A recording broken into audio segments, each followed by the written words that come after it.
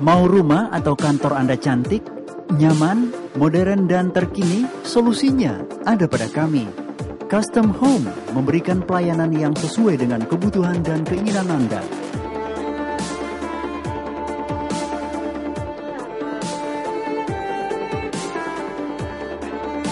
Info lebih lanjut, hubungi kami.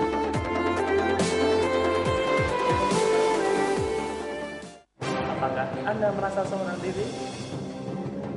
Atau hancur hati? Atau Anda stres? Atau Anda putus asa? Selama kita hidup, pasti ada masalah. Jangan menyerah, masalah boleh datang. Tetapi jangan biarkan masalah menghancurkan kehidupan Anda. Karena itu, saksikan New Life Setiap hari Jumat jam 11 malam. hanya di stasiun kesayangan kita. Hanya di Batam TV. New Life.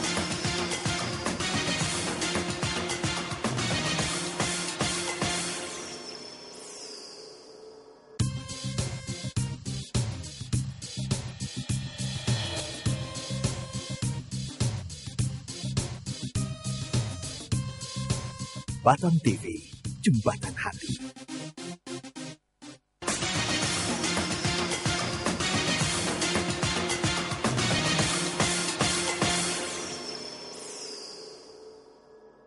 Yang besar sudah terjadi, Sedang terjadi. dan akan terus terjadi. Ya, selamat malam pemirsa, selamat berjumpa kembali dalam acara yang luar biasa dan pastinya akan mengubah kehidupan Anda, tentu saja di New Life.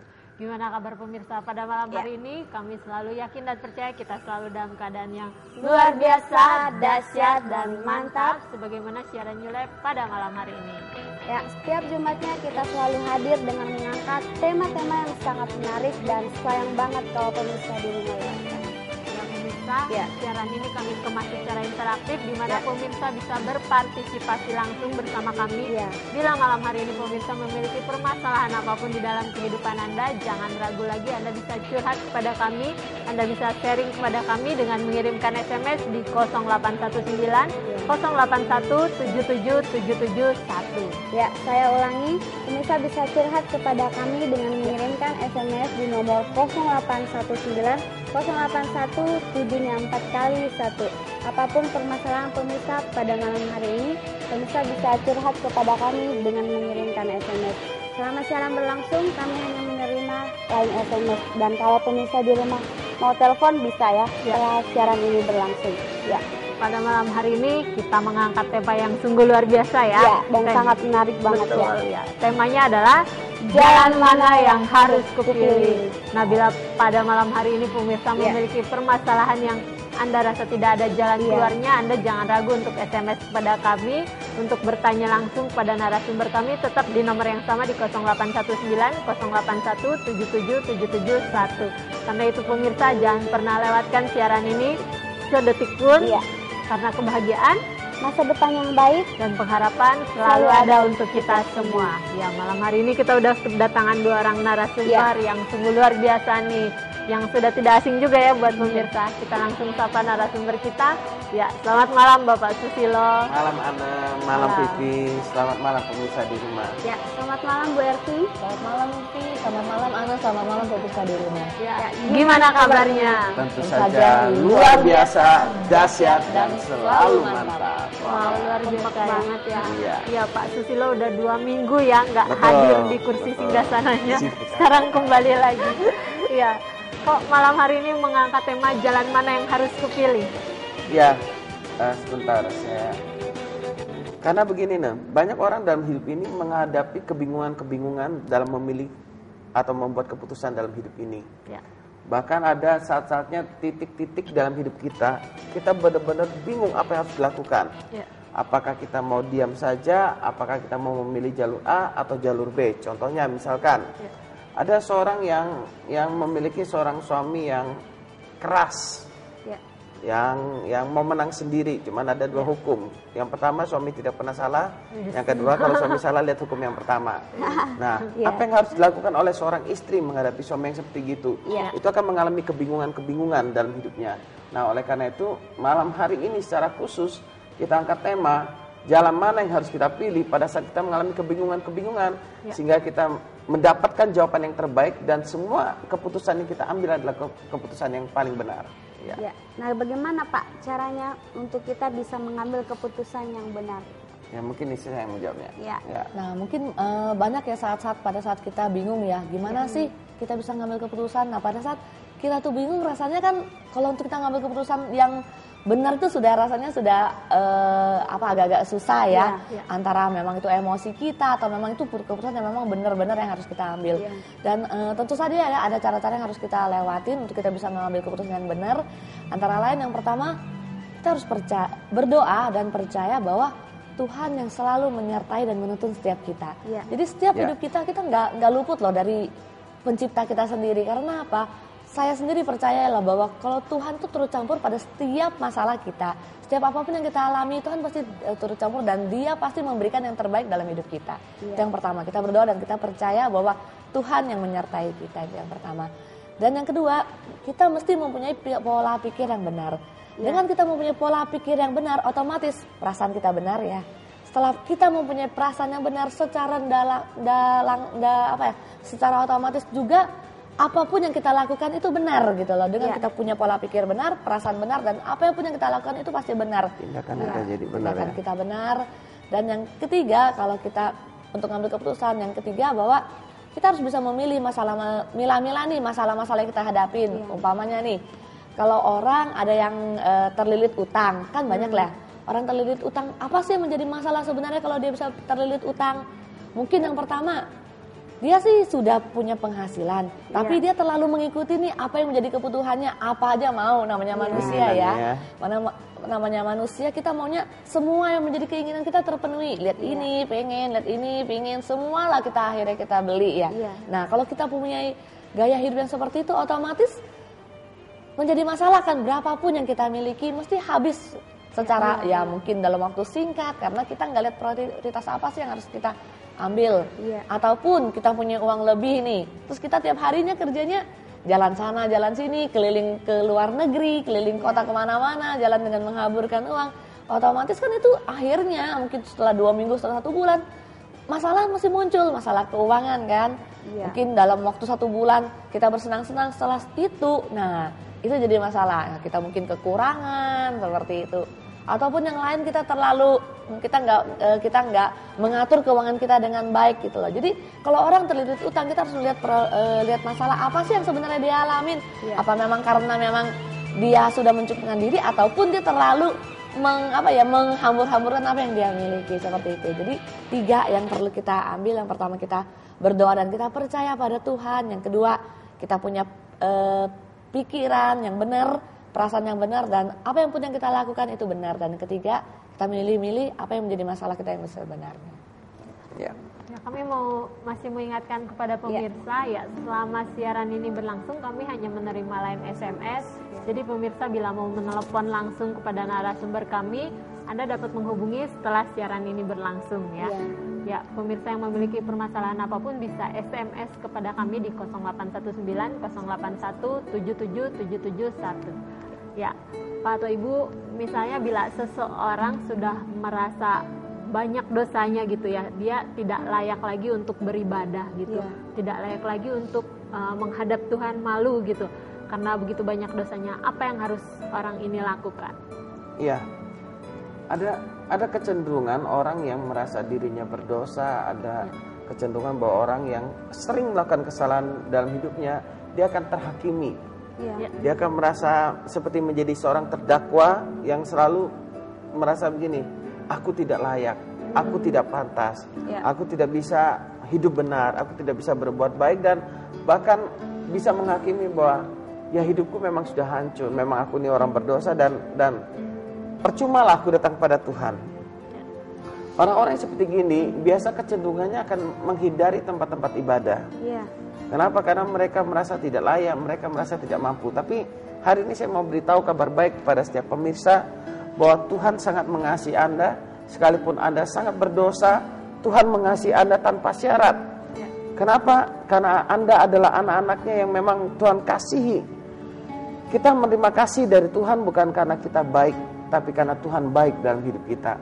Karena Dia yang baik, makanya hidup kita bisa berubah. Karena kebaikannya lah hidup kita mengalami perubahan demi perubahan. Oleh karena itu, waktu Anda merasa diri Anda berdosa, Anda tidak layak, mungkin Anda sudah terlibat dalam mabuk-mabukan, minum-minuman, kemudian narkoba atau prostitusi dan berbagai macamnya. Saya ingin katakan pada Anda bahwa Tuhan tetap mengasihi Anda. Oleh karena itu, datanglah kepada Tuhan. Alamilah perubahan hidup yang baru di dalam Tuhan. Karena hanya Tuhan yang bisa merubah hidup Anda. Waktu Anda memilih jalan untuk menjauh dari Tuhan, maka kehidupan Anda akan semakin hancur. Tapi untuk memulai hidup yang baru, pilihlah jalan untuk Anda datang kepada Tuhan. Seberat apapun permasalahan Anda pasti akan menemukan jalan keluarnya di sana. Ya. Luar biasa ya. Ini Pak, ada seorang bapak yang bertanya seperti ini. Saya itu suka mabuk, suka ngobat, dan suka keluar malam. Itu karena istri saya di rumah kurang perhatian, kurang kasih sayang, kurang melayani suami dengan baik. Nah, itu gimana Pak? Memang dalam setiap keputusan ini, dalam setiap peristiwa yang terjadi dalam hidup kita, memicu kita untuk membuat sebuah tindakan atau memicu kita untuk sebuah keputusan. Contoh yang tadi adalah istri kurang melayani suami yang baik, atau istri cerewet, istri keras, istri suka melawan suami dan berbagai macam, misalkan seperti itu. Nah, kita bisa memang membuat keputusan bahwa oh ya udah, kalau gitu aku cari wanita lain saja. Oh kalau gitu aku lari ke mabuk-mabukan, minum-minuman, narkoba dan sebagainya. Waktu kita membuat keputusan begitu, kita lari dari kenyataan yang harusnya kita hadapin, maka keputusan yang kita buat bisa menjadi salah. Pandangan saya begini, kalau sampai seseorang membuat keputusan yang salah dalam hidupnya, misalkan dia mabuk, narkoba dan berbagai macam, maka kesalahannya bukan terletak pada istrinya atau lingkungannya. Kesalahannya tetap terletak pada dirinya. Karena keputusan yang dia ambil itu ada tanggung jawab pribadi. Tidak semua orang yang punya istri cerewet itu pasti narkoba, minum atau selingkuh. Tidak semua orang yang punya istri yang belum bisa melayani suaminya dan baik pasti selingkuh. Nah, jadi kalau misalkan dia sampai membuat keputusan untuk selingkuh dan berbagai macam, itu karena keputusan dia sendiri. Jalan dia sendiri yang dia pilih, itulah jalan yang salah yang dia pilih. Kalau kita merenungkan sebenarnya bahwa kita masih bisa memilih jalan yang benar. Justru istri yang cerewet, istri yang selingkuh, itulah fungsinya kehadiran seorang suami untuk membimbing dan mengarahkan istri ke jalan yang benar. Nah, kalau misalnya Bu cari kerja zaman sekarang itu kan susah ya. Nah, yang penting kita bisa makan, mau kerja benar atau nggak benar ya, kayaknya di zaman sekarang sama aja gitu. Yang penting kita bisa bertahan hidup, bisa makan, seperti itu cukup lah. Menurut pandangan Ibu bagaimana? Memang ya, kalau di dunia kerja sekarang banyak orang berkata seperti yang Anda katakan ya, kerja benar nggak benar sama aja. Tapi di satu sisi ya, umpamanya nih kalau kita mau kerja yang nggak benar ya, nggak benar memang gampang gitu loh. Contoh yang paling kita sering tahu juga ya, korupsi ya. Kelihatannya kan gampang banget ya. Kita korupsi itu semudah kita membalikkan telapak tangan. Gampang banget.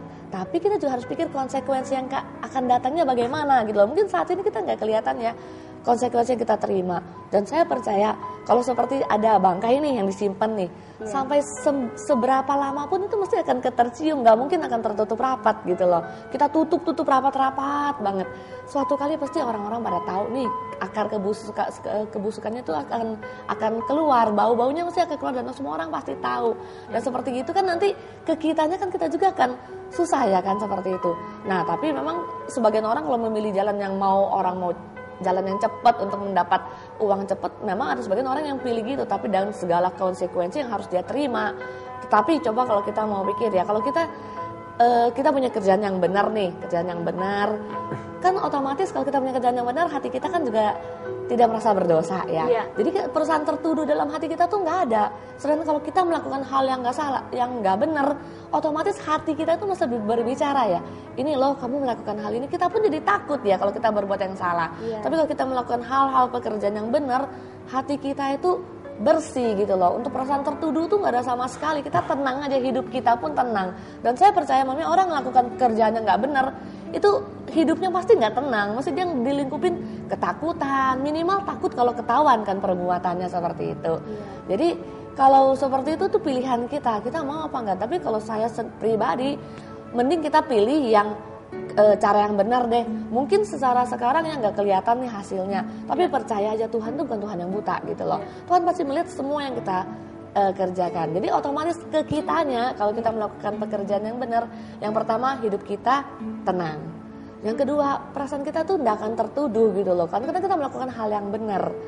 Dan yang ketiga, kita hubungan kita dengan sesama pun enak. Kalau kita melakukan hal yang nggak benar, maunya saya nih ada lakukan hal yang benar, otomatis saya ketemu orang pun jadi takut, saya jadi curiga, jangan-jangan dia tahu nih apa yang sudah saya lakukan, kan seperti itu, secara nggak langsung kan.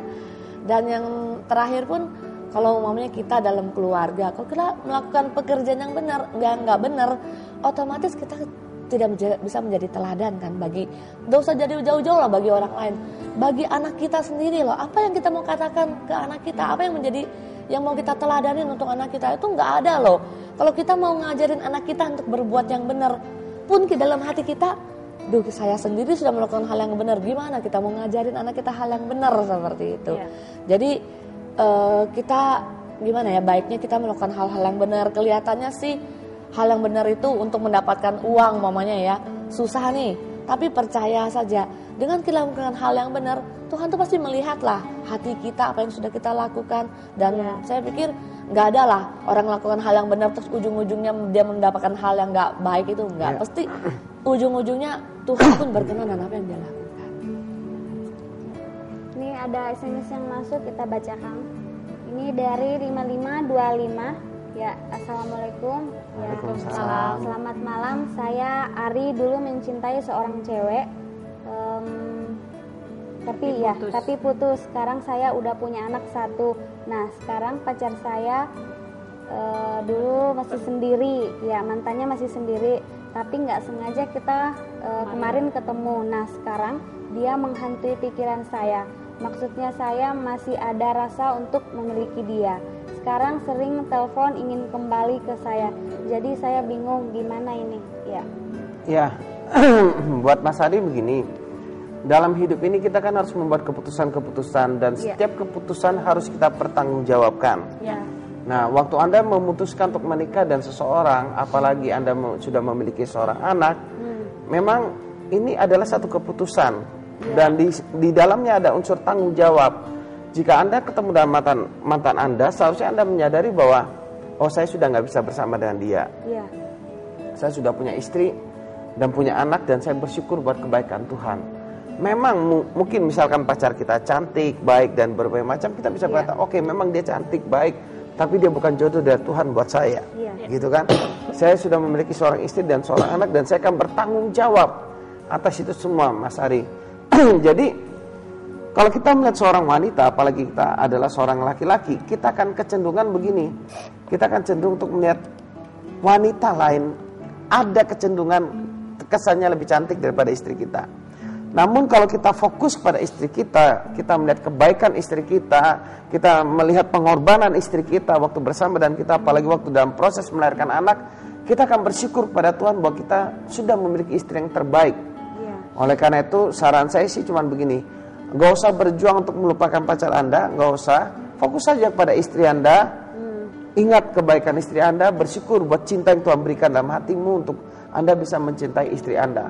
Kalau pikiran tentang pacar Anda ini muncul, udah terima saja. Iya, dulu memang dia mantan saya, tapi saya sudah gak bisa bersama dengan dia karena saya sudah mempunyai seorang istri yang baik, memiliki seorang anak yang baik, yang tumbuh dengan pintar dan sebagainya. Jadi perkatakan perkataan yang benar dalam hidup kita. Waktu Anda memperkatakan perkataan yang benar dalam hidup Anda, waktu Anda memikirkan pikiran yang benar dalam hidup Anda, maka tindakan Anda akan menjadi benar. Makanya pikirkanlah semua hal-hal yang baik, hal-hal yang suci, hal-hal yang mulia, hal-hal yang manis dan sedap didengar, yang kita sebut dengan kebajikan. Pikirkan saja itu, maka tindakan kita akan mengarah ke sana. Bagaimana supaya kita bisa berbuat baik, bagaimana supaya hidup kita menjadi semakin baik? Jawaban saya sederhana. Waktu Anda memiliki pikiran yang benar dan baik, maka hidup Anda akan menjadi semakin baik. Jangan membiarkan pikiran yang tidak benar menghantui hidup Anda. Jangan biarkan pikiran, aku juga mau nikah lagi, aku mau begini. Karena bagaimanapun orang yang memiliki 2 istri itu pasti melukai hati istri yang pertama. Pasti. Dan dengan berjalannya waktu, Anda dan istri kedua pun tidak menikmati yang sampai gimana. Kenapa? Karena ada istri pertama. Kecenderungan cinta adalah ingin menerima sepenuhnya dari pasangannya. Iya, benar. Tidak mungkin cinta itu ingin dibagi-bagi, gitu ya. Itu yang saya maksudkan dan cinta yang sejati. Bahkan cinta itu mengorbankan dirinya, memberikannya buat pasangannya. Sama dengan Mas Ari, waktu dulu Anda berkata aku cinta kepadamu yang sekarang sudah menjadi istri Anda, sebenarnya itu mengandung unsur pengorbanan. Dan artinya apa? Selama-lamanya sepanjang hidupku aku hanya bersama dengan engkau. Iya. Jadi itu maksudnya dari cinta yang sesungguhnya. Jadi fokus pada istri Anda, bersyukur buat kebaikan Tuhan, sudah melangkah ke arah sana. Iya. Ya, kami masih tunggu SMS-nya buat pemirsa dimanapun Anda berada. Anda bisa curhat kepada kami dengan mengirimkan SMS di 0819 081 77771. Selama siaran ini berlangsung, kami hanya menerima line SMS. Bila pemirsa mau menelepon narasumber kami, Anda dapat meneleponnya setelah siaran ini berlangsung. Ya. Nah, kalau misalnya kita sudah punya pasangan gitu, pacar segitu, sudah terlanjur mencintai, namun orang tua nggak setuju. Nah, bagaimana ini? Kita harus pilih pacar kita atau pilih orang tua kita? Nah, kalau kasus ini kan pacar ya, dikatakan kan pada saat kita punya pacar, terus orang tua nggak setuju. Nah, pada saat kita masih pacaran, jadi kita gimana ya? Waktu dulu pun saya ngalamin gitu loh. Terus saya ngalamin, sebenarnya yang benarnya kan kita mungkin saat itu ya, saat waktu kita pinginnya, kok orang tua nih kok nggak setuju sih, kenapa sih kok dia nggak mengerti sih perasaan kami, kan seringkali kita anak muda seperti itu. Tapi pada saat saya jadi orang tua, saya tahu gitu loh, apa sih yang menjadi pikiran orang tua kok sampai mereka tuh nggak setuju gitu loh. Nah, pada saat itu mamanya kalau orang tua nggak setuju, mungkin kita bisa deketin sama orang tua kita. Apa sih yang menjadi nggak setujunya tuh kenapa? Nggak mungkin orang tua tuh nggak setuju tuh titik gitu loh, tanpa alasan tuh nggak. Mesti dia ada sebabnya. Saya nggak setuju karena apa? Mesti ada. Dan mungkin kita bisa deketin orang tua kita tanya, kira-kira apa sih yang dia nggak berkenan, pacar kita tuh apa sih yang kurang suka. Nah, kalau memang yang dia kurang suka bukan hal-hal yang mendasar gitu, kita cowok kita, dia kurang suka ini nih, kita bisa diskusi sama cowok, ini loh orang tua saya nggak suka lah kamu nih gini nih. Mungkin kita bisa berubah gitu loh, sesuai dengan apa yang orang tua kita mau. Mungkin cowok kita nih merokok gitu, mereka nggak suka nih kalau anaknya punya pacar yang ngerokok, ya itu wajar, kan tuh secara medis pun kan juga nggak baik untuk kesehatan. Kita bisa diskusi gimana, bisa nggak dikurangin seperti itu. Atau yang cowok ini kok belum bekerja, misalkan orang tua kan pengennya kalau anaknya punya pacar nih yang sudah bekerja. Nah, mungkin kita diskusikan, gimana biar cowok tuh cari pekerjaan. Jadi seperti itu, jangan ngerasa kok orang, kadang-kadang gini, kita anak muda, kita cenderung kita membentengi diri kita sendiri dan kita ngerasa orang tua kita tuh nggak ngerti perasaan kita. Tapi padahal apa yang kita lakukan seringkali sesuka kita sendiri gitu loh, nggak sesuai dengan apa yang orang tua kita mau. Jadi dalam hal ini, kalau memang kita sudah sayang, orang tua nggak setuju, kita diskusi lah sama pacar kita, sama orang tua kita, apa sih yang nggak setuju. Kalau memang nih kita sendiri nggak bisa nih memenuhi sesuai dengan harapan orang tua, nah pada saat itu kita harus bisa memilih. Nah, kalau kita masih tahap pacaran, saya menganjurkan untuk kita memilih orang tua. Percaya deh, orang tua adalah wakil Tuhan di dunia ini. Jadi apapun yang orang tua katakan, percaya orang tua telah mesti memikirkan yang terbaik buat anak-anaknya. Orang tua nggak pernah punya planning yang buruk untuk anaknya. Dia pasti pingin anaknya bahagia, anaknya hidup damai sejahtera, seperti itu. Jadi ikuti apa kata hati orang tua. Dan saya percaya gini, kalau memang itu jodoh, itu nggak akan lari kemana-mana kok. Suatu hari mungkin saat ini putus ya, percaya untuk berapa tahun kemudian kalau memang dia jodohnya kita, dia pasti kembali dengan apapun caranya, kita nggak ngerti ya. Tuhan yang akan mempertemukan kembali.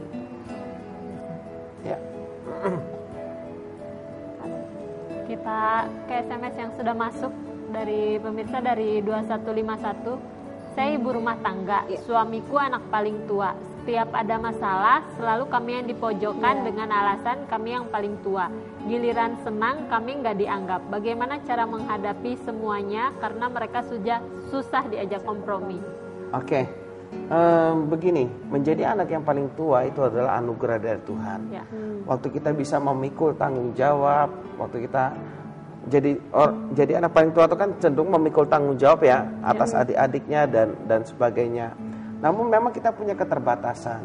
Jadi prinsipnya waktu kita menolong keluarga kita itu dengan hati yang tulus, bukan mengharapkan balasan. Waktu kita menolong seseorang mengharapkan balasan, maka akan kecenderungan kita kecewa, apa itu dengan keluarga sendiri maupun dengan orang lain. Tapi kalau kita memberikan pertolongan dan hati yang tulus, orang tersebut akan merasakannya. Kalau mereka nggak membalas pun seharusnya kita bersyukur, Tuhan terima kasih Engkau sudah memberikan aku kesempatan untuk menolong keluargaku sendiri. Sekalipun mereka tidak membalas nggak apa-apa, bersyukur saja gitu ya.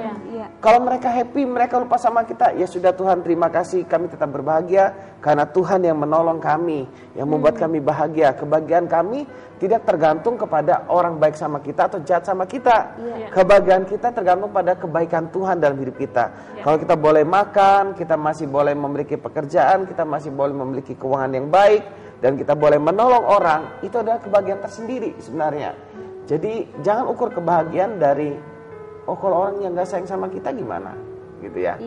Nah kalau mereka misalkan tidak baik pada kita, ya sudah gak apa-apa. Yang penting bukan kita yang tidak baik pada orang lain. Orang jahat sama kita, syukur pada Tuhan. Kalau kita jahat pada orang, jangan gitu kan. Kalau orang jahat sama kita jahat sama orang, berarti kita sama-sama jadi penjahat. Dia kan jahat sama kita, dia jahat menurut kita. Kita balas dengan kejahatan, ya kita juga jadi penjahat, gitu kan.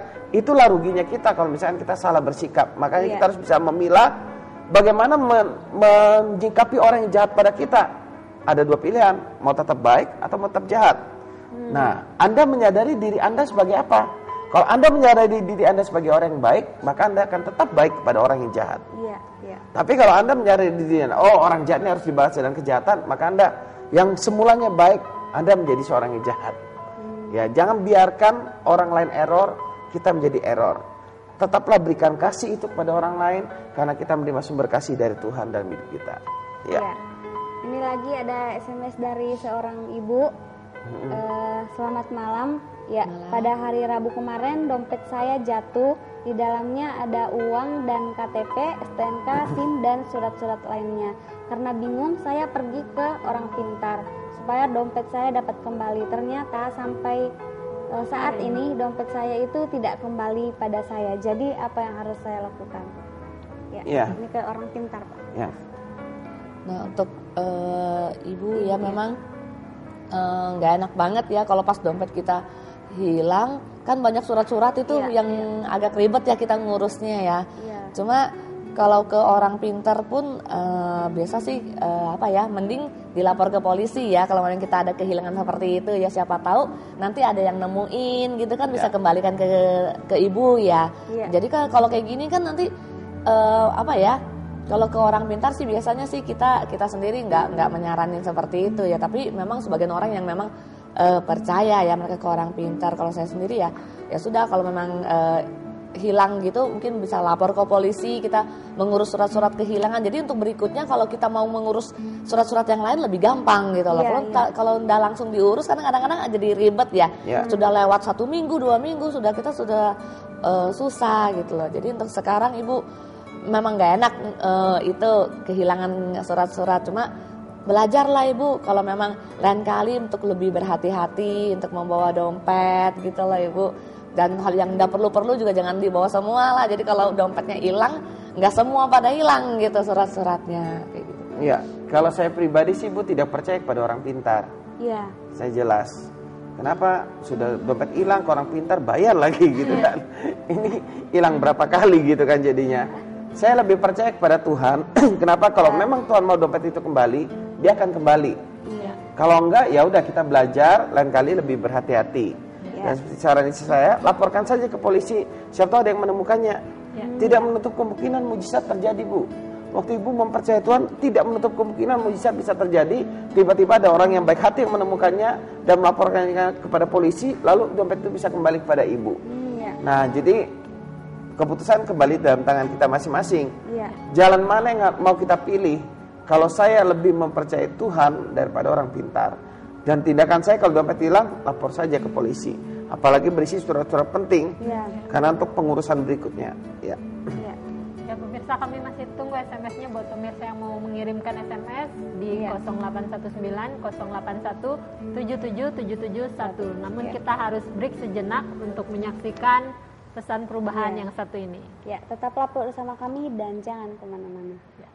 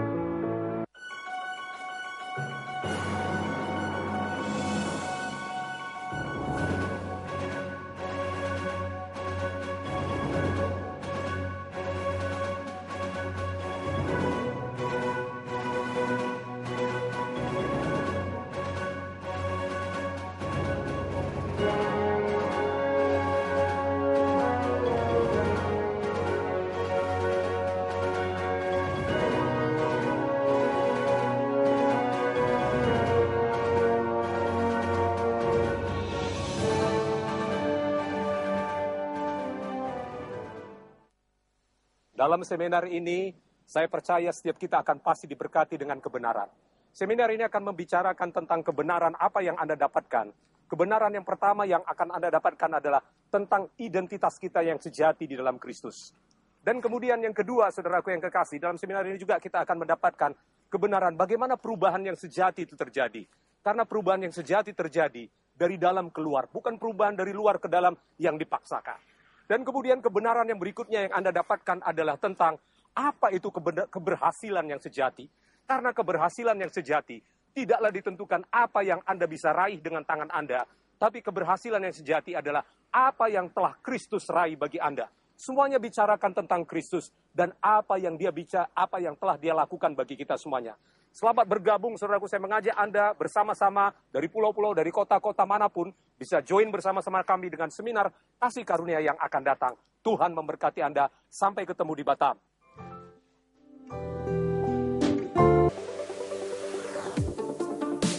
Mau rumah atau kantor Anda cantik, nyaman, modern, dan terkini? Solusinya ada pada kami. Custom Home memberikan pelayanan yang sesuai dengan kebutuhan dan keinginan Anda.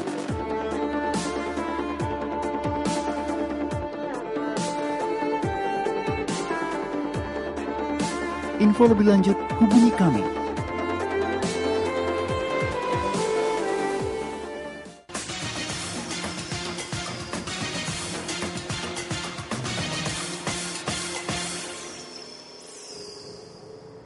Ya, terima kasih karena pemirsa masih setia bersama kami. Nah, kami masih tunggu SMS pemirsa bagi pemirsa yang memiliki permasalahan apapun di dalam kehidupan Anda, baik itu masalah pekerjaan, kesehatan, rumah tangga, atau masalah yang Anda rasa tidak ada jalan keluarnya, bukan secara kebetulan Anda menyaksikan siaran ini. Anda bisa curhat kepada kami dengan mengirimkan SMS di 0819 081 77771. Ya, kita ke SMS yang sudah masuk selanjutnya. Ya, ini masih dari 5525. Ya, masalahnya mantannya ini sering nelpon sehingga rumah tangganya jadi kacau karena istrinya cemburu, ya. Ya, yang pasti begini, dalam kita meyakinkan istri bahwa kita hubungan dan seseorang tidak ada masalah apa-apa, kita terbuka saja sama istri gitu kan. Jangan nanti waktu mantan telepon kita sembunyi-sembunyian. Dan kalau memang istri keberatan, menurut saya kita pilih istri dong, gitu kan. Tapi kalau memang itu sampai mengganggu rumah tangga, lebih bagus istri juga diajak ketemu dan konselor. Bagaimana mempercayai seorang suami. Tentunya suami juga harus berintegritas, tidak menyalahgunakan kepercayaan dari seorang istri. Jadi kadang-kadang karena kita lihat mantan kita ini masih cantik di mata kita, masih menarik hati, kita kadang sembunyi-sembunyi atau berusaha menutup-nutupin dari istri. Nah, istri kan punya feeling yang tajam nih. Waktu kita menyukai seseorang tuh istri bisa tahu sebenarnya. Walaupun kadang istri belum tahu siapa orangnya. Tapi karena dua sudah menjadi satu itu, Tuhan sudah memberikan kesatuan. Karena istri punya perasaan yang tajam. Nah, makanya saran saya buat suami sama istri, terbuka saja apa adanya. Kalau memang kita nggak ada apa-apa, ya nggak ada apa-apa. Kalau kita mulai ada apa-apa, kita harus jujur dan diri kita. Dan kita harus mulai berhenti di sana. Kita ke SMS selanjutnya dari 2986. Saya mau tanya, apa yang saya harus lakukan jika saya dan istri marahan? Istri pasti membisu sampai berminggu-minggu, walaupun saya sudah usaha baikan. Saya Karo di Tiban. Ini ya, istrinya membisu sampai berminggu-minggu ya. Untuk bapak ya memang nggak mudah seperti itu. Kadang bingung ya, kok diem gitu istri ya. Cuma nggak ada salahnya bapak kalau istrinya pokoknya waktu marahan nih ya dibiarin, maunya biar tenang dulu. Mungkin 1-2 hari pada saat emosinya sudah stabil, sudah biasa, cobalah bapak. Kadang-kadang istri diam, pikirnya ini suami kok nggak nanya-nanya, kok diam aja gitu loh. Pengalaman ya Bu? Enggak sih, suami saya enggak seperti itu. Nah, jadi nggak apa-apa, bapak tanya aja. Mungkin juga dilihat ambil waktu yang tepat gitu loh, saat yang tepat, pas istri lagi santai gitu kan. Tanya kenapa sih, paling gampang gini, coba diajak makan dulu tuh istri ya. Mungkin dia diam-diam tuh mungkin ada bete kah di rumah terus gitu. Mungkin diajak keluar bareng gitu, baru diajak ngobrol, itu pasti menyenangkan kok. Soalnya saya juga cewek gitu loh. Jadi jangan bingung. Jadi bukan berarti istri diam sama 2 minggu terus dibiarin, enggak ya Pak. Jadi saya percaya kalau sudah suami istri kan tidak ada yang maksudnya gengsi-gengsian gitu loh ya. Mungkin jangan ngerasa saya suami kok saya harus memulai dulu, nggak seperti itu. Jadi apa sih yang bisa kita berikan untuk pasangan kita gitu. Jadi jangan sampai menunggu istrinya ngajak ngomong baru Pak mau ngomong, enggak ya. Jadi nggak apa-apa kalau Pak bisa berinisiatif dulu ngomong ke istri ada apa sih gitu. Apa ngajak ngobrol biasa aja, saya rasa istri pasti bisa bisa kasih respon. Nggak mungkin dia tetap diem gitu, enggak ya. Gitu. Saran saya sih Pak, yang waras mengalah Pak. itu salah satu prinsip dalam rumah tangga kami, yang waras mengalah. Jadi kalau istri saya diam, itu sebenarnya sederhana Pak. Istri diam itu artinya minta dibelai, minta dipanggil, minta diajak ngobrol, minta dihargai Pak. Itu saja. Jadi berikan itu, maka istri akan mudah luluh. Tapi kalau istri, benar nggak sih? Benar ya? Iya. Dia malu bongkar di TV dia. Ya, jadi pada prinsipnya begitu sih yang saya pribadi percaya dan saya alami. Jadi kalau istri diam itu bukan berarti dia benci kita. Memang dia lagi bete, lagi sakit hati, lagi kecewa. Bagaimana meluluhkan batu yang keras ini, berikan dia kasih sayang, berikan dia perhatian. Kadang kita juga kalau lagi jengkel kan malas ngomong Pak. Pinginnya marah, pinginnya diam, tapi waktu kita sudah mulai mereda, kalau ada istri mulai manggil, istri mulai mengalah sayang, misalkan gitu, itu menjadi suatu hal yang berbeda Pak, dan itu akan menjadi lebih cepat. Makanya saya katakan yang waras mengalah. Waktu saya berantem sama istri juga begitu kok Pak. Dia hadap sana, saya hadap sini, gitu kan. Tapi siapa yang waras duluan, dialah yang manggil. Dan saran saya, jangan lama-lama Pak. Jangan lama-lama. Kalau bisa maksimal 1 hari lah. 1 hari itu segera diselesaikan, karena kalau kita tunda makin lama itu makin sakit di dalam. Ya, itu aja. Ya, ini ada SMS bagus Pak. Dari 0161 Malam New Life. Ya, saya mau tanya, apakah kalau saya mau konseling bisa kapan saja? Soalnya saya mau banyak belajar sama Bapak Ibu. Terima kasih. Nah, ini pengen. Oke, buat pemirsa yang ingin berjumpa dengan kami, bisa kita tinggal janjian. Kalau kapan saja ya tentunya juga kita harus cari waktu yang pas ya. Waktu yang pas, karena bisa saja pas saya ada aktivitas Anda kosong, tapi bisa juga pas saya sebaliknya gitu. Intinya Anda bisa telepon ke nomor yang sama setelah acara. Kita mau janjian misalkan besok kita bisa nggak ketemuan jam 10 misalkan. Oke, kalau bisa kita langsung ketemu. Jadi lebih mudah begitu. Jadi kalau misalnya ditanya kapan saja bisa, sebenarnya bisa. Prinsipnya selama saya tidak ada benturan dengan jadwal. Gitu aja. Apakah ada biaya yang harus dibayar, sama Pak? sekali tidak ada. Tidak ada biaya sama sekali. Jadi gratis ya, Pak? Gratis, betul. Ya, kita ke SMS selanjutnya dari 9048. Ya. Pak, maaf saya mau nanya, kenapa hidup nggak pernah ada perubahan? Apa yang harus saya jalani? Dari Nina. Oke, buat Nina begini. Hidup Anda tidak akan pernah mengalami perubahan jika cara berpikir Anda tidak mengalami perubahan. Perubahan hidup dimulai dari perubahan kepercayaan. Waktu Anda memiliki kepercayaan yang mengalami perubahan, mengalami terobosan dalam pola pikir Anda, maka tindakan Anda akan berubah. Nah, sayangnya tidak dijelaskan maksud Anda hidup apa yang tidak berubah. Yang pasti sebenarnya berubah sih, makin tua itu pasti, ya kan. Makin tambah umur itu sudah pasti gitu kan. Tubuh makin lemah, makin tua makin lemah itu pasti. Jadi perubahan itu sebenarnya pasti terjadi dalam hidup kita. Masalahnya adalah bagaimana kita mengisi perubahan. Bagaimana kita mengisi perubahan waktu yang terjadi dalam hidup kita. Nah, supaya hidup kita berarti, kita harus punya pola pikir yang berbeda. Buat Nina ini, jadi waktu Anda memiliki pola pikir yang berbeda, contohnya misalkan Anda ingin hidup Anda berarti dengan cara bagaimana menolong orang. Anda nggak bisa hanya berkaya, oh seandainya aku menolong 1000 orang, begini, gini. Nah, namun nanti tidak bertindak, nggak bisa. Kepercayaan Anda bahwa Tuhan ingin Anda dipakai untuk menolong orang, itu memicu Anda untuk bertindak, bergerak untuk segera menolong orang. Atau paling tidak bergabung dengan komunitas yang bekerja sama bersama-sama untuk menolong orang lain. Paling tidak Anda bergabung di sana, gitu kan. Misalkan pikiran Anda berkata gini, aku percaya Tuhan memberikan aku pekerjaan yang baik dalam bidang properti misalkan. Nah, Anda terjun ke bidang properti. Jangan Anda percaya bahwa Tuhan memberikan Anda yang terbaik dalam bidang properti, Anda terjunnya ke dunia kuliner. Bertolak belakang. Secara logika sih nggak masalah. Tapi akan maksimal jika Anda bertindak sesuai dengan apa yang Anda percayai. Makanya mengalami perubahan pola pikir. Waktu Anda berkata hidup saya begini-gini saja tidak ada perubahan, maka hidup Anda tidak akan perubahan. Kenapa tidak akan ada perubahan? Karena pola pikir Anda tidak berubah. Karena Anda berpikir, ya hidup saya begini-gini saja nih, terus mau apa lagi? Maka sampai 5 tahun kemudian Anda akan berkata, ya hidup saya memang begini-gini saja, mau apa lagi? Akan terjadinya begitu, ya. Ya Pak, bagaimana Pak kalau misalnya ada pasangan yang minta putus atau minta cerai? Itu, Pak? Nah, kalau pasangan kalau minta putus kan berarti posisi mereka kan pacaran nih, ya kan? Kalau memang pacar kita minta putus, mungkin kita tanya dulu kenapa sih sebabnya. Kalau dia ngerasa nggak cocok, maksudnya ngerasa nggak enjoy, ya sudah nggak apa-apa, kita putus saja daripada nanti kalau sudah menikah baru ngomong kok nggak sejalan sih gitu kan, kan sayang gitu loh, kok sudah married gitu kan. Ya nggak apa-apa kalau dalam posisi kita pacaran mau putus sih nggak masalah gitu. Itu kesepakatan kedua belah pihak kan, antara yang perempuan sama yang laki.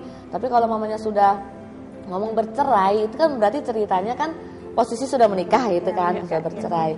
Nah, namanya kita menikah ya nggak mungkin ya selama kita rumah tangga itu kita semuanya tuh lancar aja, nggak pernah ada masalah tuh nggak mungkin gitu loh. Masalah tetap ada, tapi bagaimana sih sikap kita, bagaimana kita menyikapin. Dan sampai ada sedikit masalah, aku cerai dah, sedikit masalah muncul ngomong cerai, kan itu juga jadi kita tidak menjadi orang dewasa nih. Masalah sedikit bawanya ujung-ujungnya ke cerai, tapi bukan mestinya kan ada masalah kita diskusi gimana sih kita selesaikan masalah yang ada, bukan apa-apa cerai. Padahal pada waktu kita mau married, kita kan sudah berjanji bukan cuma di depan manusia, kita waktu married pun berjanji di depan Tuhan kan.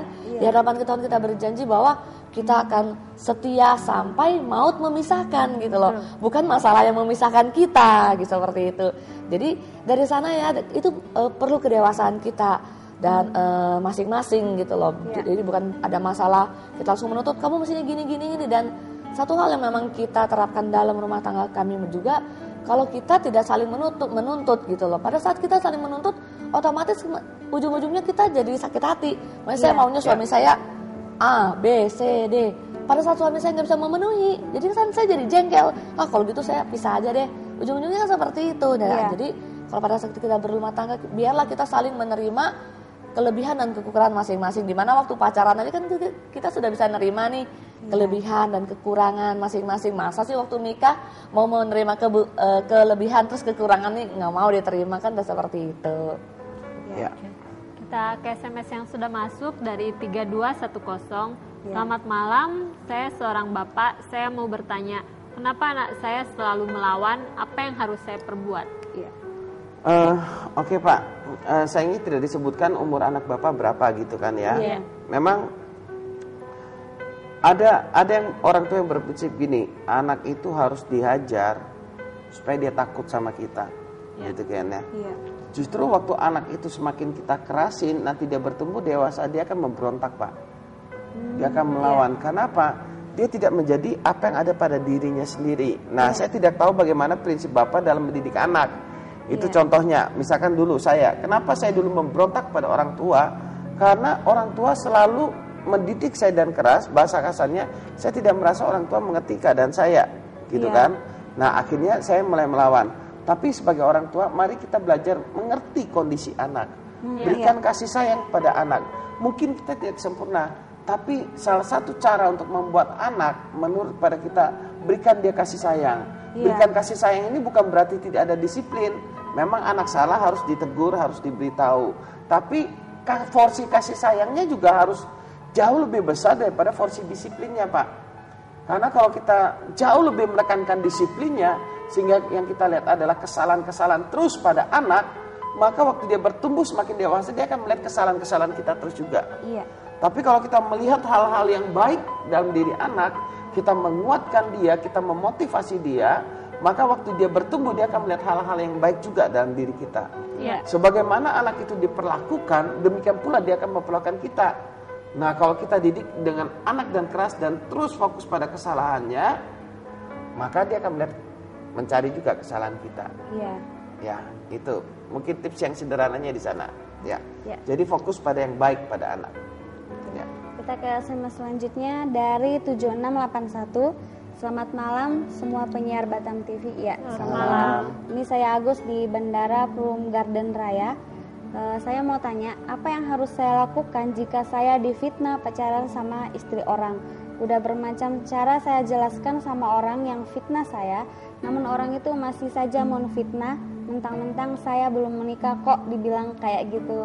Kata orang itu, masa Ustadz pacaran sama istri orang? Untuk Agus ya yang ngirim SMS ya. Sementara kita nggak berbuat, ya kita nggak usah takut gitu loh. Pada saat kita posisi kita benar, kita nggak berbuat apa-apa, kita nggak usah jadi takut, kita nggak usah ngeladenin mereka gitu loh. Kadang-kadang gini, orang yang fitnah tanpa kita ladenin dia tambah jadi gitu loh. Kita tambah enggak kok aku nggak gitu, wah dia tambah ngomongnya banyak. Mungkin kita ngomong satu kata, dia bisa ngomong 10 kata. Jadi untuk Agus biarin aja gitu loh. Dia mau ngomong apa, yang penting kita posisi benar, ya sudah. Dan saya percaya waktu akan membuktikan siapa yang benar, siapa ada yang enggak gitu loh. Dan biarin aja, kita nggak bisa kok ngendalikan mulut orang gitu loh. Kita nggak bisa nyuruh orang, kamu harus diam, saya nggak gini, enggak gitu loh. Biarin dia mau ngomong apa, yang penting kita benar. Dan Tuhan kan tahu kan posisi hati kita, apa yang sudah kita lakukan, Tuhan tahu gitu loh. Biarlah nanti dengan berjalannya masalah, waktu itu akan membuktikan. Dan bukan berarti kita diam dan kita kalah, enggak ya.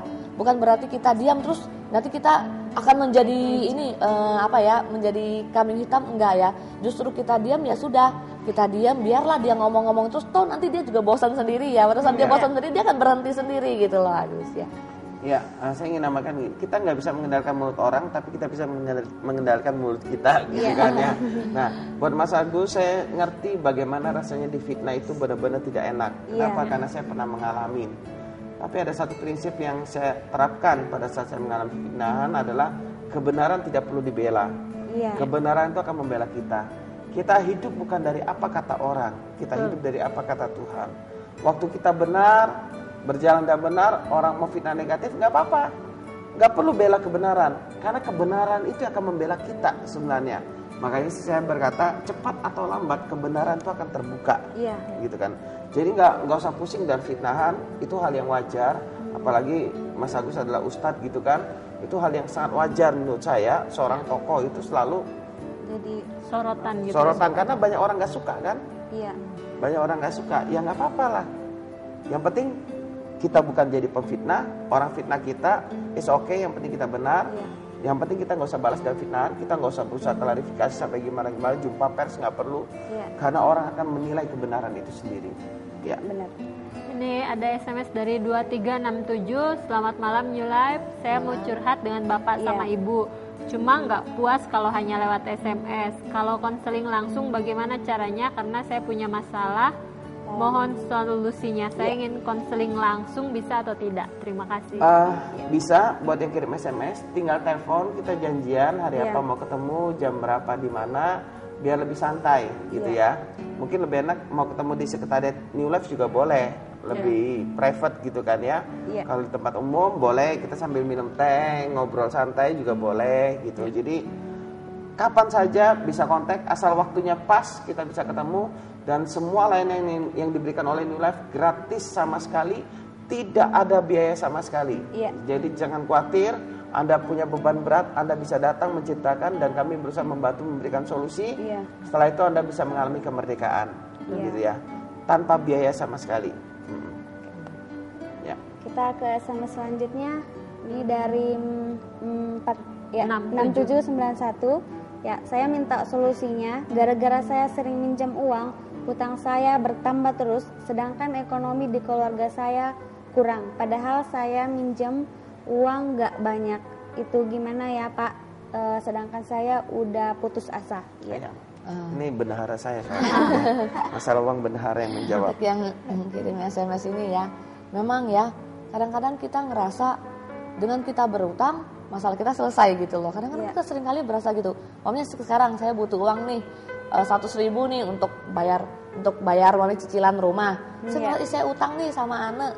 Masalah saya selesai, cicilan rumah saya akan terlunasin. Tetapi bukan berarti masalah kita sampai di sini, malahan utang itu membuat masalah baru gitu loh bagi kita. Jadi otomatis pada saat nanti jatuh tempo dan Ane mungkin minta, Bu mana nih uang itu 100.000.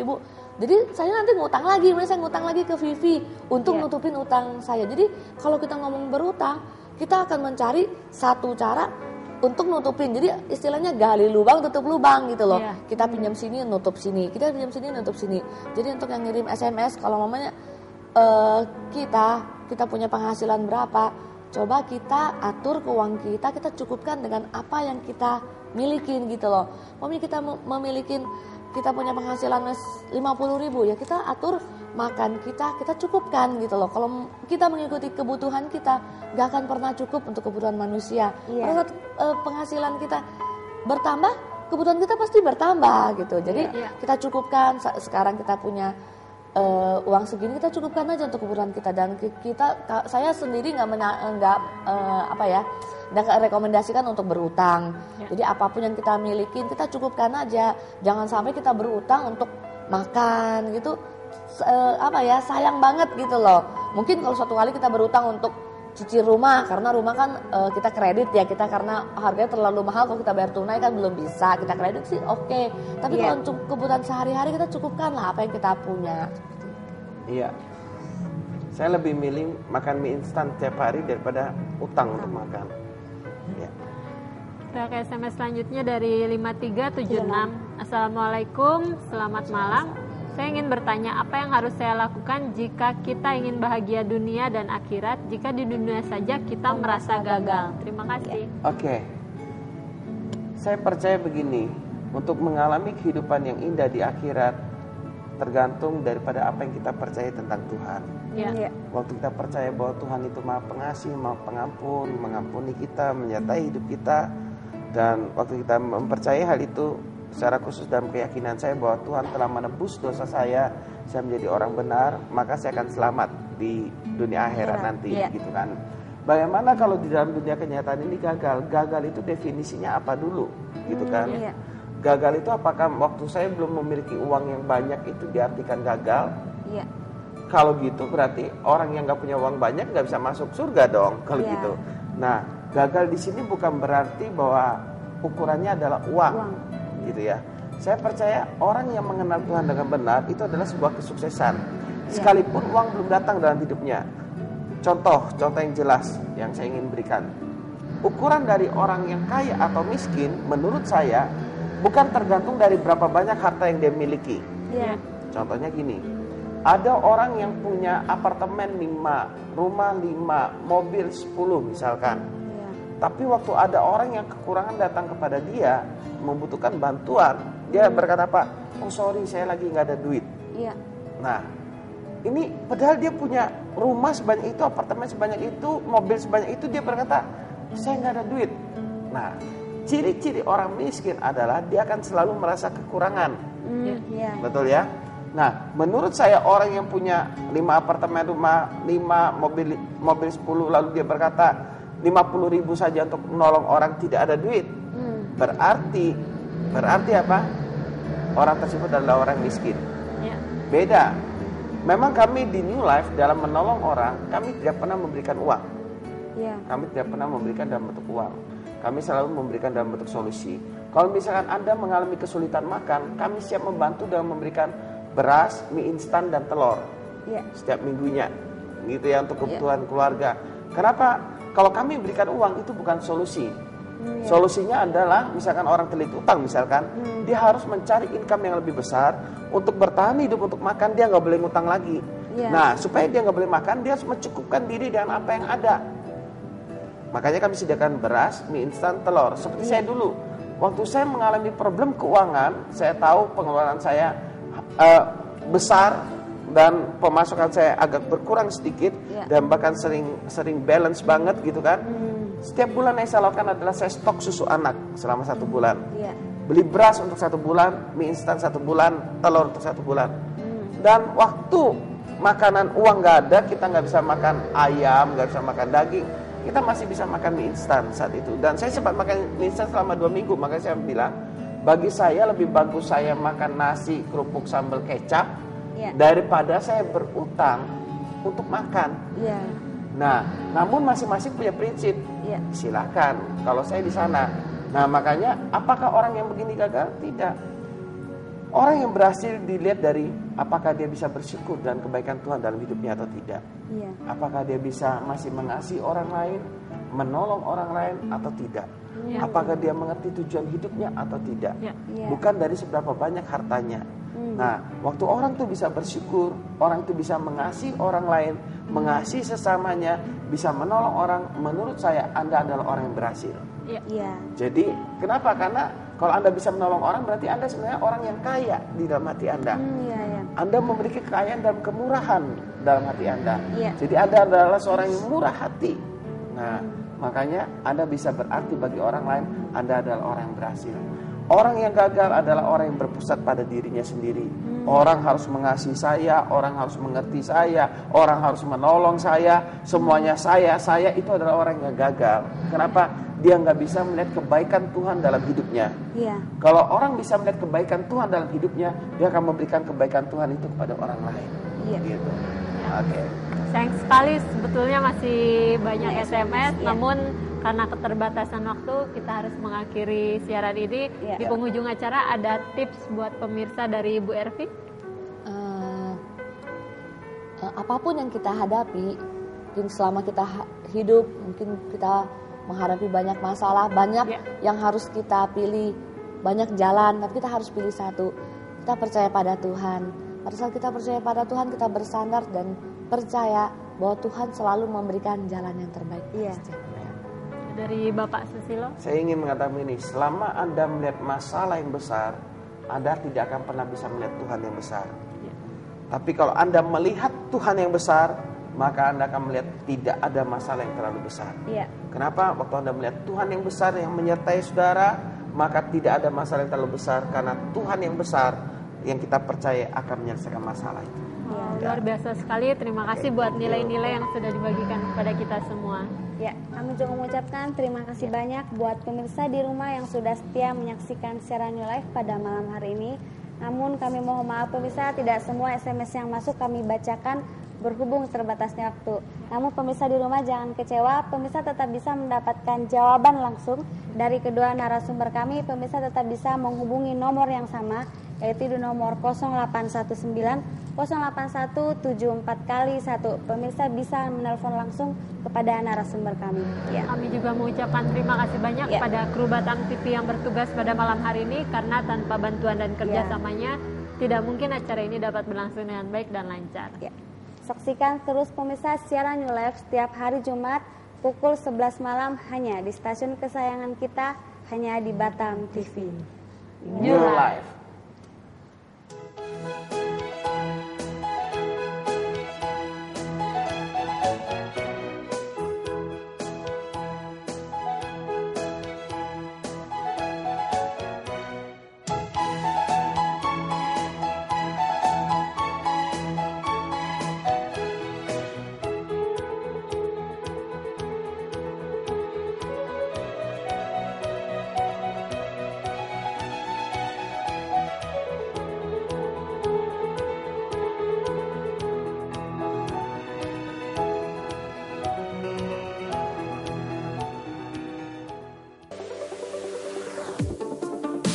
Mau rumah atau kantor Anda cantik, nyaman, modern, dan terkini? Solusinya ada pada kami.